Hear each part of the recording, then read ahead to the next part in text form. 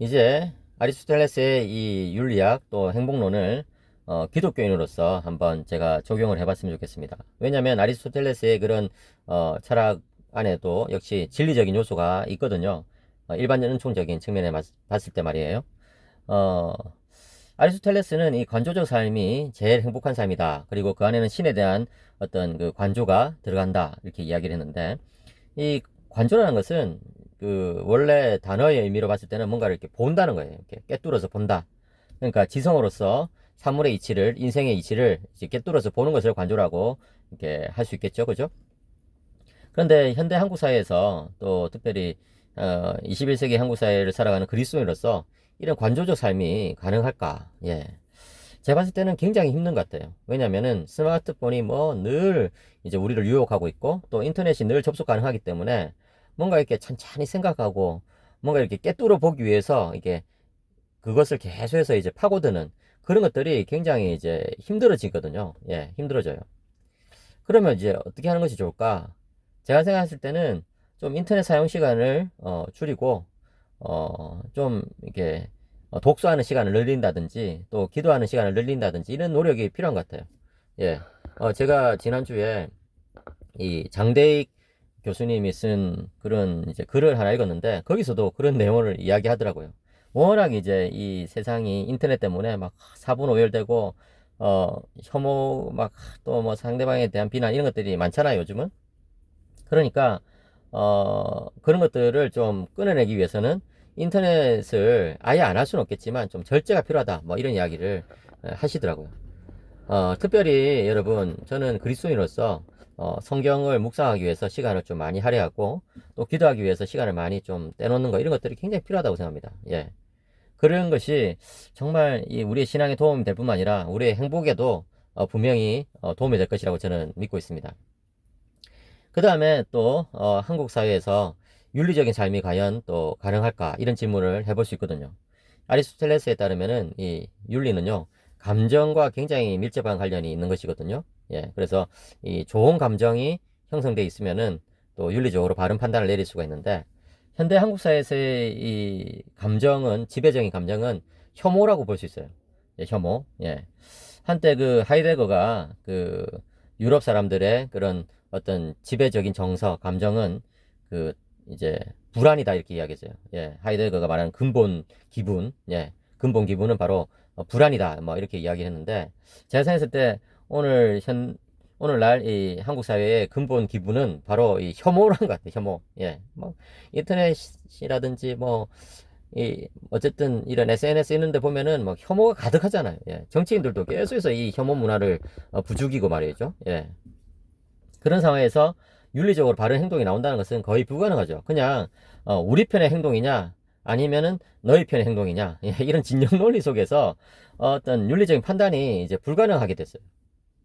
그러면 이런 상황 속에서 우리 그리스도인들은 어떻게 해야 될까요? 제가 생각했을 때는 일단은 이 혐오 문화를 벗어나기 위해서 또 바꾸기 위해서 노력하는 것이 필요한 것 같습니다. 그래서 너무 이렇게 그 뭡니까 상대방에 대한 어떤 그 원색적인 비난이라든지 또 그런 어떤 표현들 이런 것들을 좀 자제하는 것이 좋지 않겠나 하는 생각이 들어요. 물론 여러분 이 혐오라는 이 집단 감정의 그런 심리적 원인을 좀 이해할 필요는 있는 것 같아요. 왜냐하면은 아리스토텔레스에 따르면은 인간은 그 비슷한 사람들끼리 모여 있을 때 행복감을 누린다고 이야기를 하거든요. 예. 그러니까 말하자면은 정치적으로 비슷한 사람들끼리 모여가지고 그 이제 뭐 동호회를 만들고 카페를 만들고 그 안에서 뭐 상대방에 대해서 막 굉장히 이제 비난하고 예 뭡니까 혐오 문화를 막 이제 만들어내면은 사람들은 이제 그 안에서 일종의 행복감을 누릴 수는 있어요. 예, 누릴 수 있는 거거든요. 저는 그런 생각도 한번 해봐요. 일반인이 행복할까? 아니면은 이 정치에 완전 몰입해 있는 그런 사람이나 또는 정치인들 이런 사람들이 행복할까? 제가 생각했을 때는 후자가 더 행복하지 않을까 싶어요. 오늘 한국 사회에서는. 왜냐면은 그 사람들은 자기들끼리 뭐 굉장히 이제 단합이 잘 되거든요. 생각이 뭐 일치되고. 예, 그러니까 뭐 이제 상대방에 대해서는 혐오할지라도 자기들끼리는 기분이 좋은 거죠, 그냥. 예. 그런데 일반인들은 그렇게 살 수는 없잖아요. 왜냐면은 사회는 이제 여러 가지 생각이 있는 사람들이 섞여 있으니까. 예. 그러다 보니까 자기 생각하고 다른 사람들을 늘 만나게 돼 있고 그러면 막 불쾌하고 이렇게 될 수 있죠. 그죠? 근데 저는 마음의 이 공간을 좀 넓히면, 예, 또 우리가 이 뭐랄까 나와 생각이 다른 사람들을 좀 이제 수용하고 이해하려고 하는 노력을 좀 하면 혐오감도 줄어들고 또 자신의 행복감도 늘어나고 이렇게 될 수 있을 거라고 생각합니다. 네. 그러기 위해서는 좀 뭐랄까 이해심이라든지 그죠? 예. 또 상대방의 입장에서 한번 서서 생각해 보는 거 뭐 그런 것들이 필요하겠죠. 그죠? 그리고 또 생각을 너무 극단적으로 몰아가지 않는 것 이런 것들이 굉장히 필요합니다.